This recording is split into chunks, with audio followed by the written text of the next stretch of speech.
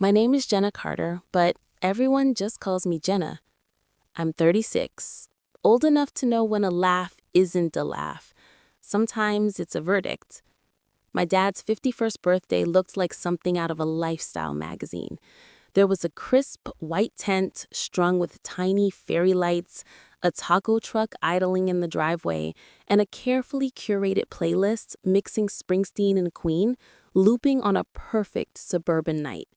Neighbors wandered by, tossing compliments like confetti, saying things like, "You look amazing," to people they probably couldn't pick out of a crowd. I drove in from Boston the night before. Even though my parents lived just 20 minutes away, I checked into a hotel. Boundaries, I've learned, sometimes come in the shape of a keycard. For years, I had been the quiet line item in my family's budget. Hospital bills, car insurance over the holidays, groceries when the fridge light blinked like it was dying. And for the past 2 years, my nephew, Ryan's, private school tuition, because my sister, Camille, wanted opportunity for her son. And apparently, opportunity only spoke visa. When the photographer yelled, "All right, everyone, group photo," people shuffled toward the fire pit, faces glowing from barbecue smoke and cheap nostalgia. I slipped to the edge of the group, a shadow moving along the perimeter, used to making myself smaller so the picture would make sense to everyone else. Ryan, my 16-year-old nephew, turned his head and gave me a look, like he was calculating the worth of someone he hadn't paid for and didn't intend to. Then, casually, he said, "Grandma says you're not really part of the family." The laughter came immediately, natural, not startled. My cousin snorted. Someone clapped like he'd delivered a killer toast. Mom didn't flinch. Dad smirked, the kind of smirk that says, "Don't start anything." No one corrected him. No one said that's cruel. They just let it float away, like wind scattering leaves. I smiled. That's my best trick, smiling while bleeding inside. 15 minutes later, I handed Dad his gift, hugged Mom, and walked out early. I could feel Camille's eyes on my back, calculating how much drama she'd have to clean up if I broke character. Spoiler, I didn't break. Not in public. The hotel lobby bar smelled like limes and carpet cleaner. I ordered something cold, something sharp, and took the elevator up to my room. The little desk by the window pretended to be an office. My laptop glowed with the login screen of the school's payment portal. There it was. Enough money to cover another year and a half of Ryan's private school tuition. I hovered over the buttons, counting the payments like heartbeats. I remembered the day Camille sent me a photo of Ryan in his uniform, captioned with a winky face. No thank you, nothing that resembled gratitude. 3 clicks later, I froze the account. Confirm? Confirm. My pulse steadied. For once, I was certain. By 9 a.m. the next morning, my phone had turned into a siren. 22 missed calls from Camille. I ignored them. Each one was a bead on the rosary she only touches when the sky is falling. At 10:12, I answered. "You're heartless. No hello, no anything. What kind of woman punishes a kid for speaking the truth?" I said one thing before hanging up. "Tell Grandma thanks for the heads up." The silence after was better than applause. By noon, the first text came from Mom. "We need to talk. What you did to Ryan was unnecessary." Then another. "Dad, call your mother." Not a word about what Ryan had said. Not a syllable about that public knife between my ribs. Just an invoice for obedience. I put my phone face down and stared out at the parking lot. The sun stretched across the asphalt, bleaching it while tiny humans scuttled like ants, bound to cars that either owned them or were owned by them. Then Ethan, my boyfriend, called. He knows the currents in my family, knows when to jump in and when to stay back. "How bad?" I asked. "Bad enough," he replied. "Are you okay?" he asked. "Yes." So he paused and said, "I'm proud of you, and I'm here. Dinner tonight, get out of your head." "Outside my head?" I asked. Sounds like a vacation I can't afford. Then go with quiet, he said. I'll check in later. After we hung up, I opened the folder labeled Family Recurring on my financial dashboard. Utility cell phone plan, SUV payment, they were all there. I didn't cancel them. I just paused them. One by one, I moved the sliders off autopay.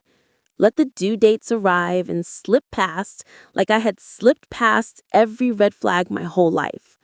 By mid-afternoon, my voicemail was bloated like a bruise. Rage, guilt, the word joke repeated 3 times about what Ryan had said, followed by lectures about how cruel I was being for punishing a 16-year-old. Funny how it's never a joke when the wire transfer clears. At 5:47 p.m., Aunt Linda called, my favorite human smoke detector. She could smell a house fire 3 blocks away. "You good, sweetheart?" she asked. "I'm done," I said, surprising even myself at how steady it sounded. "About time," she said. "You financed their lives while they laughed behind your back. They should be on their knees." She wasn't exaggerating. She was reporting the weather. That night, room service salad untouched, I scrolled through old text, late night emergencies written like haikus. Power out, car dead, school called, can you? And I always could. That's the problem with being capable. People start treating you like infrastructure. At 10:02 p.m., Dad called. His first words were, "What the hell do you think you're doing?"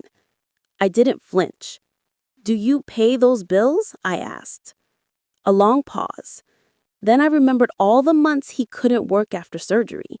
The days he asked if I could just handle things until we were back on our feet.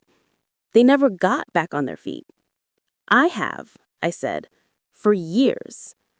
The line hummed, then click. I sat back, staring at the tiny hotel notepad, pen in hand, and I wrote, "Am I family?" And just like that, the question hung there, thick as fog. The next morning, the sun cut across the hotel room like a spotlight I hadn't asked for. My phone buzzed almost immediately, and I knew it was Marlene. She doesn't leave a stone unturned, doesn't let a crisis breathe. The message preview was enough to make my pulse tighten. "Tasha, we need to talk. Tyler's tuition. You can't do this." I exhaled slowly and set the phone down. I didn't reply. Not yet. For years, I had reacted instantly, paid the bills, smoothed over every argument, fixed every mistake that wasn't mine. But this time, I wanted to feel the weight of the silence. Let it sit on them like the quiet before storm. I made coffee, black, bitter, just the way I liked it.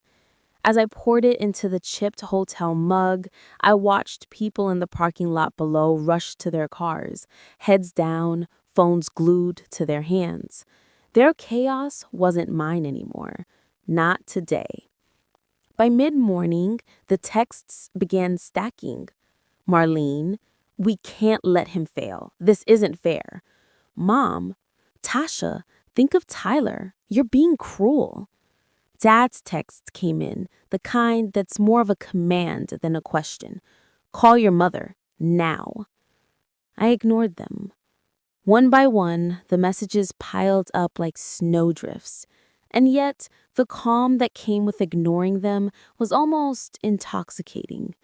I realized then that all those years I had been living like a human bridge, holding everything together, letting everyone cross without asking for a single thank you.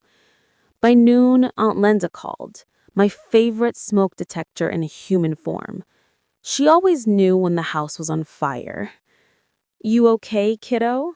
she asked softly, her voice like a hand on my shoulder. "I'm done," I said, more firmly than I expected. "You should be," she replied. "For years, you carried them, and they laughed while you did it. They should have been on their knees."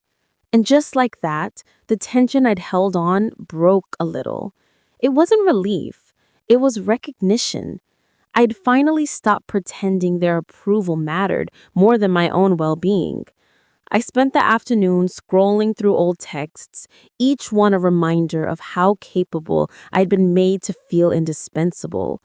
Power outages, car trouble, last minute emergencies. I had always said yes because that was easier than saying no. That was my curse. By evening, my phone rang again. Dad. What the hell are you doing? His voice was sharp, but I didn't flinch. Paying bills, I replied, calm, deliberate. He paused. I could hear it in the quiet, the faint creak of his chair, the weight of years spent relying on someone else. You've done this for us? All this time? I've done it for years, and now it's time for a lesson. Maybe Tyler should apologize. Maybe we all should. Click.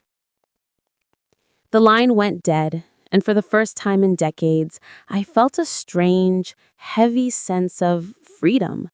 Not victory, not revenge, just space. That night, I sat on the balcony, the city lights reflecting in the river below. The air smelled of distant coffee shops and gasoline. I didn't check my phone. I didn't answer the texts. For the first time, I let the silence be louder than any argument. And then, just before midnight, a new message appeared. One that made my chest tighten and my mind race. Uncle Ray. Grandpa has rewritten his will. Everything goes to you. I stared at it for a long moment, the world narrowing to that text, not out of greed, not out of triumph, but because finally someone had acknowledged the years of silent labor I'd poured into a family that had only ever seen me as a service. The storm was not just approaching, it had shifted. The landscape of my family, the way they saw me, everything was about to change. Before sunrise, the phone rang again. Uncle Ray's voice, rough and steady, the kind that carries authority. It's done. House, cash, the lake property. All yours. Grandpa said if they don't value her when she gives, they'll learn to value her when she takes. I sat on the edge of the bed, heart pounding, thinking about all the times I'd smiled while bleeding inside. And now, nothing.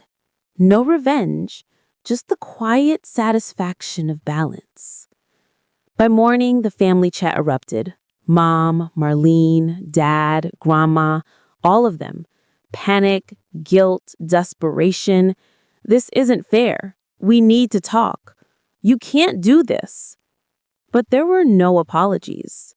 Not one mention of Tyler's words that started it all. Just the chaos of entitlement, finally colliding with consequence. I didn't respond. I simply watched the messages come and go, the flurry of digital chaos like leaves caught in a storm. Later that afternoon, I stepped into the courtyard, leaves crunching beneath my boots.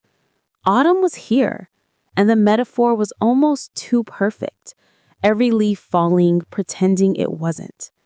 Every message, begging, pleading, pretending nothing had been broken. Ethan called. Ray told me about the will. You okay? I laughed, a bitter, soft sound. Okay isn't a word I know anymore, but surviving? I'm surviving. They'll come crawling back. Be ready.